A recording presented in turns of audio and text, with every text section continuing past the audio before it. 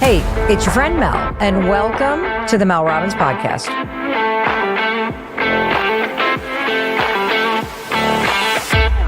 Please help me welcome the extraordinary Dr. Sanjay Gupta to the Mel Robbins podcast. I've been really looking forward to this, Mel. I'm a huge fan of yours, a huge fan of the show, and honored that you'd have me. Thank you. Of course. And I am excited to see you after we were colleagues and friends at CNN. I am proud of the work that you're doing. I'm so excited for your new New York Times bestselling book, It Doesn't Have to Hurt. We're going to talk all things about living a pain-free life based on the research and the science. And I'd love to start by having you tell me what could be different about my life if I take into account everything that you're about to teach us today. Most people are going to have pain at some point in their lives. But this idea that it has to become chronic pain, that it has to last, that is where the intervention can occur. And I think we haven't spent much time talking about this. People develop acute pain, and for some reason, it persists. It's like this memory loop just keeps getting played over and over in their brains. And I think we've learned a lot over the last decade about how to prevent that from happening. So not letting acute pain, which most people are going to experience, turn into chronic pain. If I had to add a more to the title of the book, you always want longer titles, I would say it doesn't have to hurt as much or as long. Oh, I love that. What is the difference between acute pain and chronic pain? Just for somebody like me who's not a medical doctor? Yeah, so acute pain is pain that you might feel in the moment. You know, touch hot pan, hot, move your hand away, stub toe. Chronic pain is when it just lasts. So there's no ongoing insult or injury to your body, and yet the pain persists. People, they try and put a time frame on it. So they say if you have pain like that every day for 3 months, at that point, it's considered chronic pain. If you have it sort of every other day for 6 months, you sort of get the idea, but it's pain that just simply won't go away. Dr. Gupta, could you give us a quick list of just things that might be considered chronic pain? I think if you go literally from head to toe, I think headaches, such as migraine headaches, that'd be considered a type of chronic pain. That's a big percentage. Going into the face, there are people who have facial pain, like trigeminal neuralgia and TMJ. Most joints can be a source of chronic pain, going from your shoulders, your elbows, your hips, your knees, down to your ankles. And then there's the back and the neck, which I think are big sources of chronic pain. So it's typically areas of the body which are moving a lot, but now you're not moving because you're in pain, or things like headaches. And how many people struggle with this? Because I found the research really surprising, because I think you hear the word chronic pain and you're like, it's for old people. No, I got to tell you, Mel, it was so interesting because I first talked to my publisher about this and I thought, how big a problem is this really? I'm a neurosurgeon, so I'm seeing pain all the time. Right. But I thought I was seeing a very select, sort of segment of the population. It's about somewhere between 1 in 5 and 1 in 4 people in the United States. Really? So you're talking over 50 million adults are dealing with chronic pain. Meaning every day for more than 3 months, they're feeling pain? Every day for more than 3 months. And for many of them, decades. So 3 months is sort of the minimum. But when I started, really researching this book and talking to so many patients with pain, it is a daily negotiation for them. Every day. Like you wake up and you may think, I have a little bit of ache and pain here and there, but every day pain is sort of the biggest driving force in their life. They wake up with it, they go to sleep with it, they think about it all day. If they have a conversation with somebody in their life, they're probably going to talk about their pain. So it's for about 17 million people, it completely interferes with their ability to conduct their lives. So they are unable to hold on jobs, go to school, have terrible relationships, all these things. It is really awful. And I have to say, I was stunned, even as someone who sort of works in that field, the magnitude of pain that we have in the United States and frankly, many countries around the world. One of the things I also wanted to ask you though, is that for somebody that doesn't wake up every day and experience chronic pain or doesn't have that kind of nagging sensation, why is it important to listen to and watch this and learn from you today? One of the things I think we really have to be mindful of is that chronic pain is now the fastest growing condition in the United States. Faster than dementia, faster than diabetes, faster than cancer. I mean, the numbers, again, are mind-boggling. So my point being that this is growing. So Yep. for a lot of people, hopefully they never have chronic pain, but the likelihood of that happening is certainly increasing. But I think, Mel, the thing about pain is that it's really reflective, I think, of the entire integrated system that is our body. You think of, I hurt my toe or I hurt my finger. But the idea that, everything in your body, the finger and the toe certainly, but the tendons, the nociceptors, which are pain receptors, the firing mechanisms that go to your spinal cord, up to your brain, how your brain consciously sort of processes that experience, it's all fully integrated. So if it's not working well, Okay. you're likely to hurt more. And so you think, I smashed my finger with a hammer. Your experience on Tuesday, having done that, could be totally different than the same exact thing on Wednesday, based on whether you got a good night's sleep, whether you had a tough call with your mom, what the weather's like outside, what your past history with pain is, if you have a history of depression or anxiety. My point being that pain is perhaps the most integrated sensation that we have as humans. And that's wondrous for a neuroscientist like me, but it's also very mysterious. And so it presents opportunities and it presents challenges. I want to make sure I understand what you just said, because you basically said, if I, am doing a project at home and I miss the nail and hit my thumb. Yep. And it's Tuesday and optimal lifestyle conditions. I'm in a good mood. Yes. I've eaten, I've exercised, I've done all the things that everybody that is an expert and done the research says you should do to be in your best health. The pain that I would feel in that moment is different than on a day where I haven't slept, I haven't eaten, my stress level is through the roof.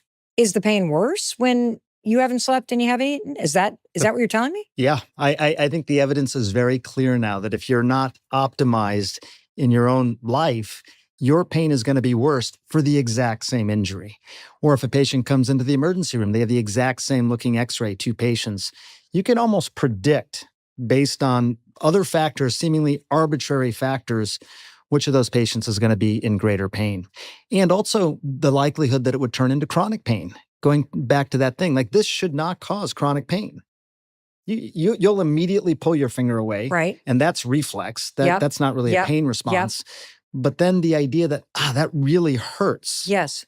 And maybe even how you would quantify it yourself, both in terms of intensity and unpleasantness. Those are the 2 things pain folks really want to know.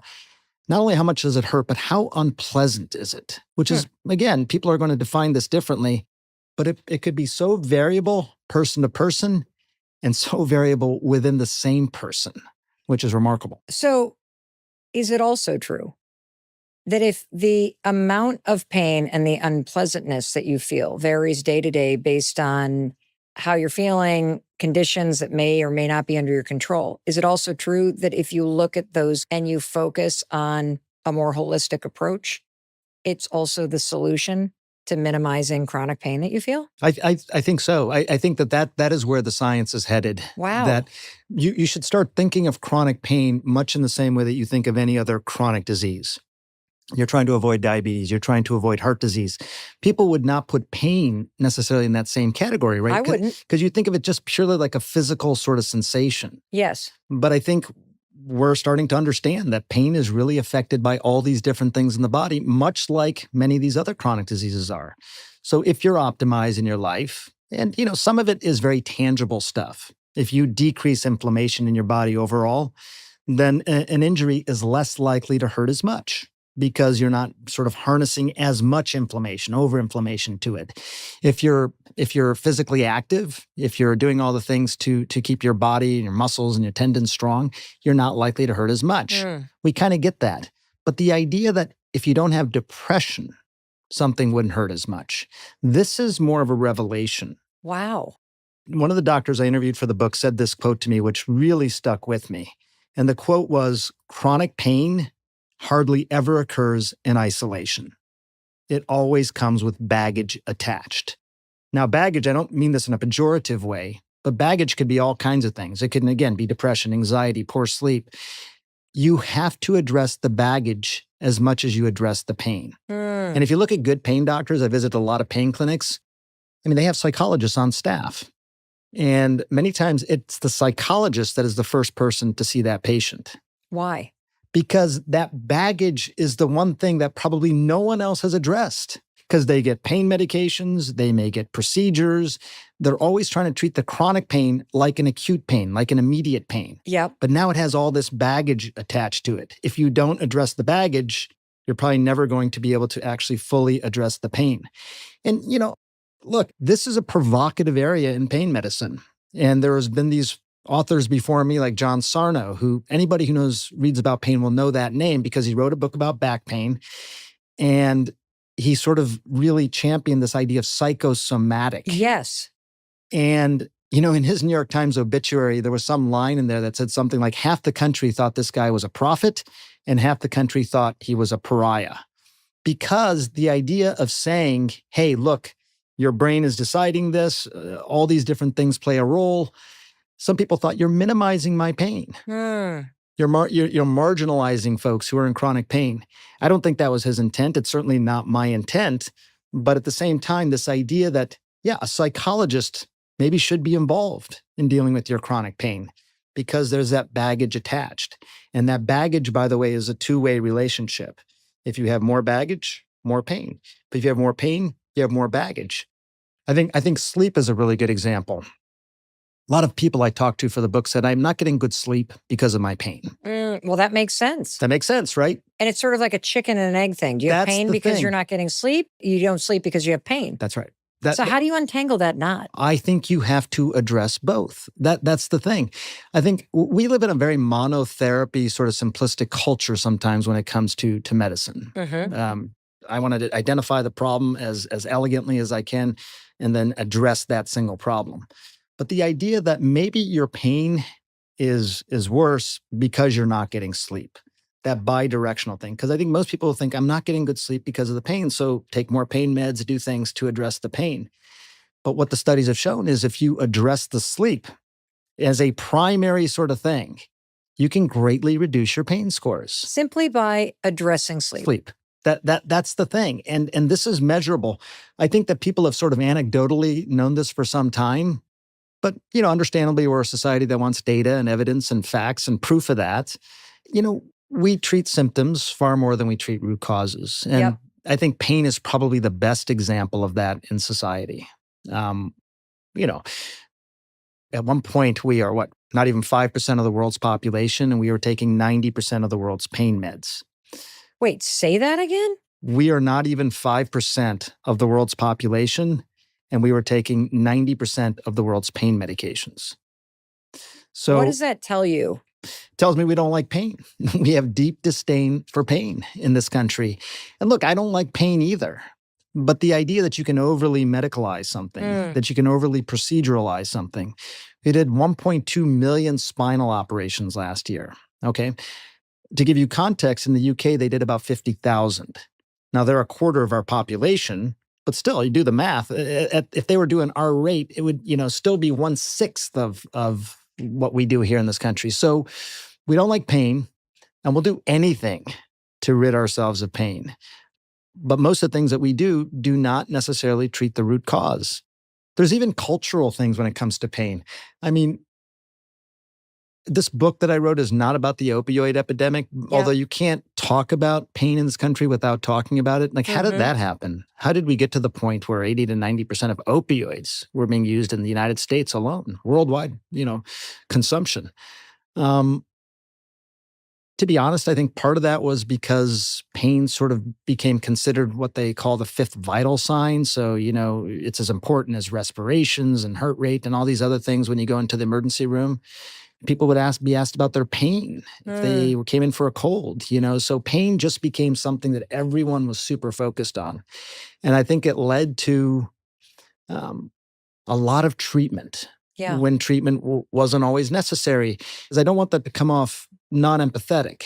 Like, I'm really, really empathetic to people's pain. But at the same time, can we say we've overtreated it? We've over-operated on it. And we even do things culturally that don't happen in other places around the world. The data suggests very much that's the case. Well, I don't think that's the case you're making at all in your book. I think the case that you're making is one that's extraordinarily exciting and optimistic, because you're basically saying that, You may have lived a long time with this. You may have been over medicated. It has certainly impacted your life. And for you and your loved ones, there's exciting research that Yeah. suggests there are things that you can do beyond what you have been told. That's right.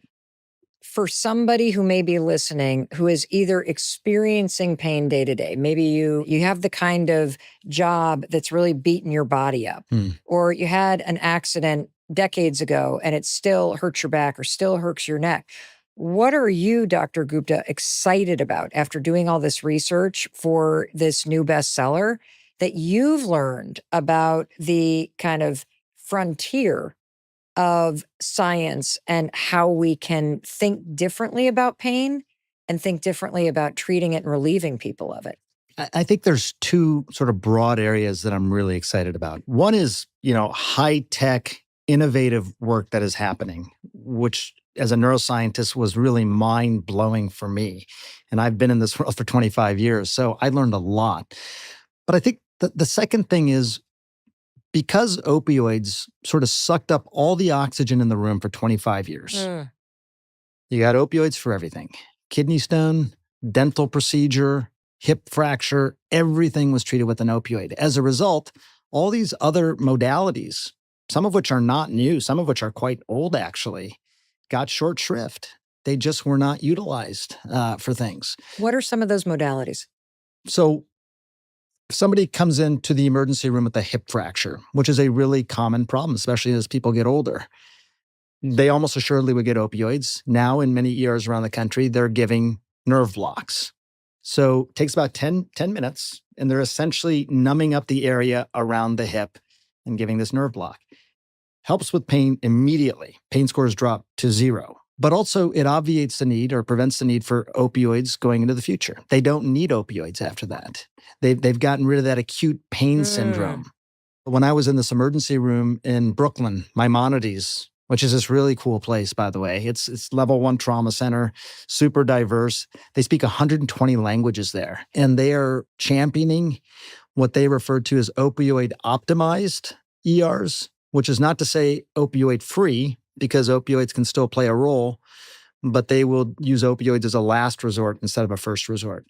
But they were using virtual reality. How does that help with pain? There was a 76-year-old woman who came in with terrible knee pain, bad enough to take her to an emergency room in the middle of the day, which, that's a big ask of somebody, right? It's your whole day. And they put on virtual reality goggles, 20 minutes, took her to a nice Indonesian beach somewhere, and her pain scores dropped from about an 8 to a 3. How does it work? What's your theory? People often say it's distraction. I think it's probably some component of distraction from the pain. But I think it's also leaning into this idea that we do truly have this integrated system. If you are on an Indonesian beach, your stress levels are probably dropping. You're probably releasing more of the feel-good hormones. You're activating something in your body known as your endogenous opioid system. What is that? It is our body making opioids. The opioid pills that you take, like many things in medicine, got their inspiration from the human body. So many of the things that we do in medicine take our inspiration from the human body.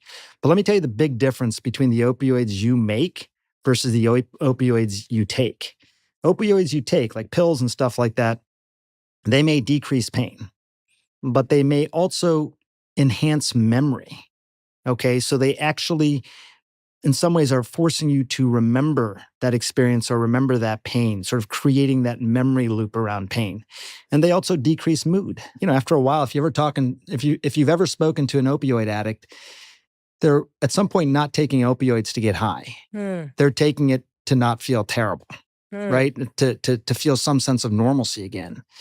So point being that opioids decrease mood. They increase memory in a bad way, meaning making you remember the painful experience even as they decrease pain. But your own natural opioids also decrease pain. They decrease or inhibit memory of the painful experience, and they improve mood. It's remarkable to me. So you ask, what is the mechanism of something like virtual reality goggles, or frankly, a lot of these modalities? In some ways, they're letting the body do its job, and they're helping it along the way. It's your own endogenous opioid system that we're just trying to give it a little push, little nudge, sort of make it work. And if you can get it working, it's fantastic.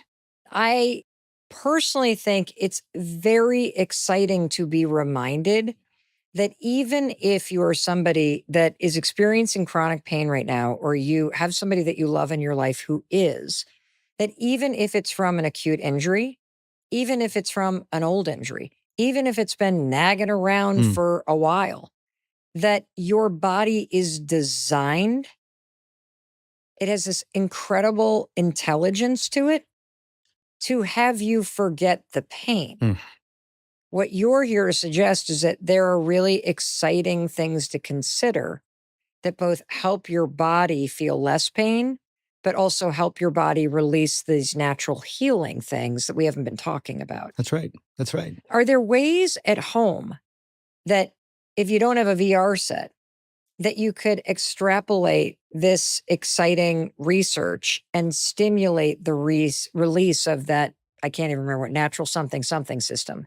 Yeah, there are lots of things that we can do. A lot of people refer to this whole endogenous opioid system as a component of the placebo effect, right? It doesn't sound like a placebo. It sounds like it's working. Yeah, but placebos can work. Okay. That's the thing, is that, everything gets tested against a placebo. And people have often asked, I gave that person a sugar pill and yet they improved. Like, how could that possibly be? It's not the sugar pill, obviously. It's your expectation that that was going to help. And when you expect something to help, it helps. Expectations and experience are inextricably linked. If you expect something to work for your pain, it's far more likely to work. It's far more likely to change your experience. And what is at the root of that is probably this endogenous opioid system. You're just basically making your body create all these various substances that are going to make you feel better. One of the things I got really interested in, Mel, with regard to what you can do at home is meditation. I think a lot of people hear meditation. Yeah, it sounds good. I mean, I like to meditate every now and then. It relaxes me, chills me out, whatever. Me too. What I think has happened over the last decade is that these researchers have decided to really put it to the test and figure out, how do we actually test the value of something like meditation? So there's these researchers at UCSD, Eric Garland sort of leads this team, and they created a really fascinating experiment where they basically put these heating filaments on your arm, okay? I did this experiment myself. These heating filaments are hot, really hot, just to the point where you're not getting burned, but you're almost at that point. Like if you were touching a really hot plate, you would drop it. And these are on your arm, okay? And you sit there pre-meditation, and they basically measure your pain scores and your unpleasantness scores, these two things. And then you go through this guided meditation. And it's a very specific meditation. It's part of something known as the MORE protocol, which is mindfulness-oriented recovery enhancement. And you see, how much did your pain scores and your unpleasantness scores drop as a result? Now, are you meditating while the thing's on your arm? You're meditating while the thing's on your arm. You meditate before, and then you continue to meditate as you start to go through the experiment. What did you experience? So numerically, I experienced a drop in my pain scores from a 7.4 to a 2, and my unpleasantness score from a 5 to a 1.8. Wow. Very significant. And that was just purely meditation. To give it even more context, what Eric Garland and his team will say is, what else in society kind of gives you similar relief from pain and unpleasantness? And the thing that they came up with was 5 milligrams of OxyContin. The idea that meditation could give you that sort of relief was pretty mind-numbing, I think, for a lot of people. I don't mean to suggest that pain relief lasts forever. Right. Just like OxyContin doesn't last forever. But during the time that people meditate, they can drop their pain scores significantly. And that's just your mind. People really aren't sure why these things work, and it's hard to study. But what they do know from an outcome standpoint is that these patients are getting tremendous relief. There's options out there. There's hope.